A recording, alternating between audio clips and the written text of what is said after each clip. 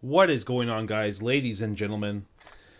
Today we have a DSR Sniper gameplay for y'all. I'm not sure what map this is. I think it is Raid.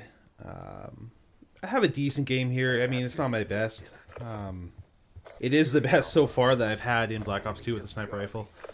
So, take it for what it is. We end up winning the game. I'll leave the score secret so you guys can check it out at the end. But today what I want to really talk about is the NHL Lockout and, you know, how it's unfair to the fans and basically how all the owners and the fans are, I shouldn't say all the owners, the majority of the owners probably, and the players are kind of crapping on the fans. I mean, let's be honest, they're arguing over a 5% pay cut. Yeah, it's quite a bit. I'm not going to say it's not a lot. I remember seeing a newspaper article that Donald Fair, if you don't know who Donald Fair is, he is the head of the NHLPA, the NHL Players Association. He was quoted as saying he would like the fans to look at it from the players' point of view. He said, basically, think of it for yourself. If you took a 5% pay cut, you know, you wouldn't like it. How could you cope with it? That kind of thing. That's nice. I somewhat agree with your concept there, Donald Fair. Here's the thing. The 5% the players are arguing over is $18,000 of an average salary for an NHL player. $18,000. I don't know about the rest of you out there, but $18,000 is not 5% of my average annual pay.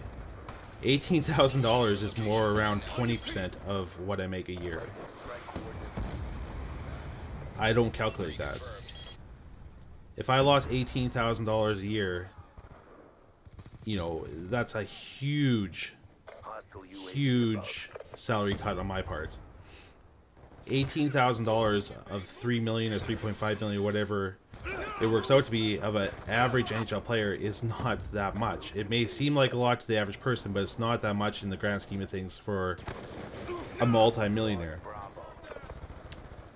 All these players and stuff, they can come out and they can say how unfair the owners are being and how they shouldn't be expected to take all these major pay cuts. Bottom line is, if you want to be playing hockey, you would be playing hockey. Let's not get all wrapped up in semantics here and argue who's in the right or wrong.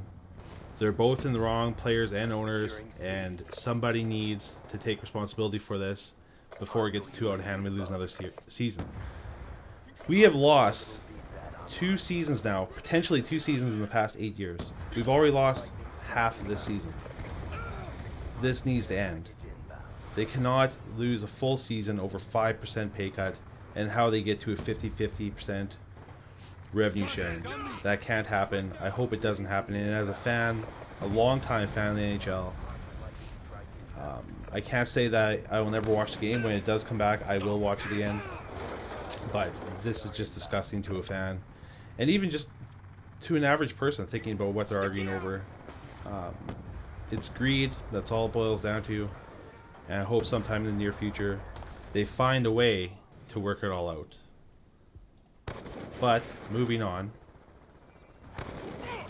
let's make this a sports episode today, and let's talk about the newest deal. I'm Canadian, so we're going to talk about some Canadian content here.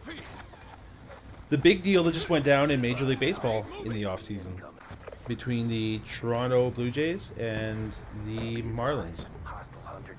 Toronto Blue Jays just acquired, and it was just approved by Major League Baseball's commissioner.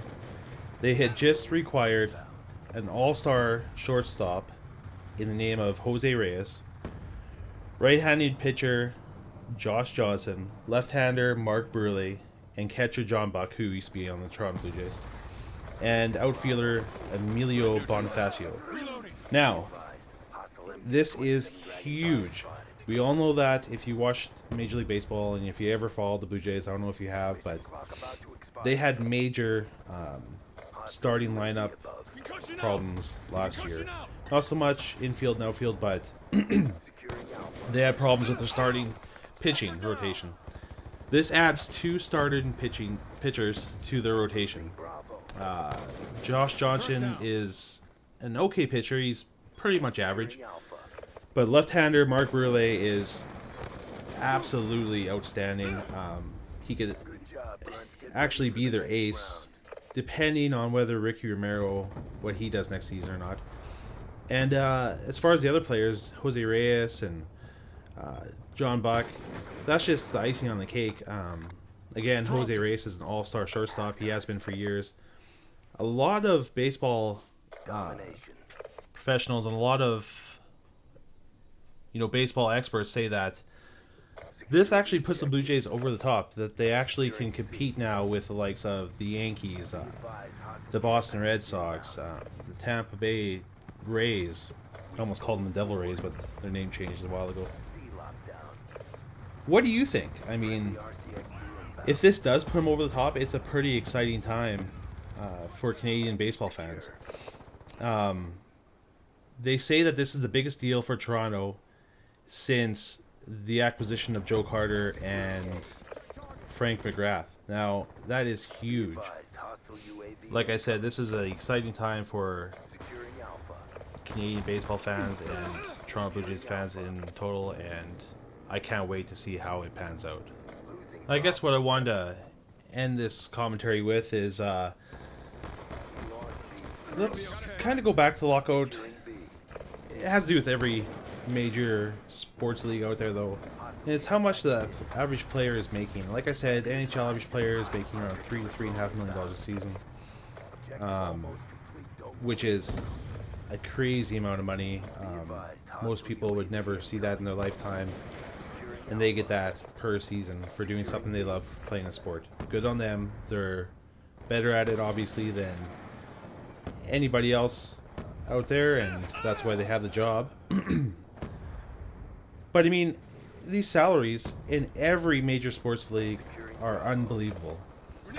I mean, NBA players are higher than NHL players. MLB players are higher than basically every other league. And people complain about it constantly, and I'm guilty of that myself. Like I said earlier on in this video, I can't believe these players are arguing over $18,000 a season when they're making like $3.5 million a season. But I came to the realization the other day that you have to really look in the mirror as a fan and realize that we set these wages. If it wasn't for us buying tickets that are outrageously priced, if it wasn't for us buying merchandise that is outrageously priced, if it wasn't for us doing all these things, these salaries would not be out of control. Let's face it, there's CFL players right now, CFL is a Canadian Football League, that are playing a full 18-game football season for $45,000 to $50,000 a year. At the end of the season, they have to go out and get a second job to support themselves. They play for that money because they love the sport. NHL players, Major League Baseball players, NBA players, NFL players, they would all do the same thing if that was the case. If that was the case and that's all the teams could afford to pay them, they would still play because they love the game so much. Having said that, there's fans out there that will pay a couple $100 a ticket to see the games. There's fans out there that will pay $75 to $100 for a shirt, a t-shirt. And that is what is driving these ridiculously overpriced contracts. It's all based on how much the owners make every season, which is merchandise, ticket sales, that kind of thing. And that is all how they determine what the player salaries are. So when looking in on this, when complaining and taking time to voice your opinion, just remember, it's the fans that drive the player salaries, and the players are just taking advantage of that. Believe me, if I were in the position to play a professional sport for a living, and somebody said, hey, you can make $3.5 million playing the sport, or we'll give you a $100,000 contract a year, what do you think I'm going to take? I'm not going to take the lower, it's just stupid. They're taking what we offer them, and until something changes, that's exactly what they're going to continue to do. Obviously, I can't really see anything changing in the near future. Ticket prices aren't going to go down until, you know, the economy absolutely collapses on itself. So, unfortunately, that's what they're going to be making for the next 5 to 10 years, and probably further on.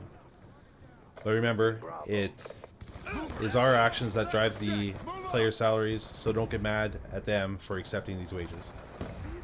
But I think that's about it. I think my time here is about done. If you guys enjoyed the video, like, comment, subscribe, and we'll see you guys next time. Peace. Shut out.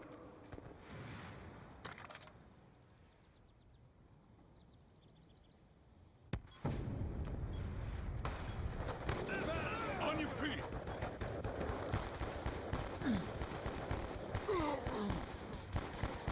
That's another kill.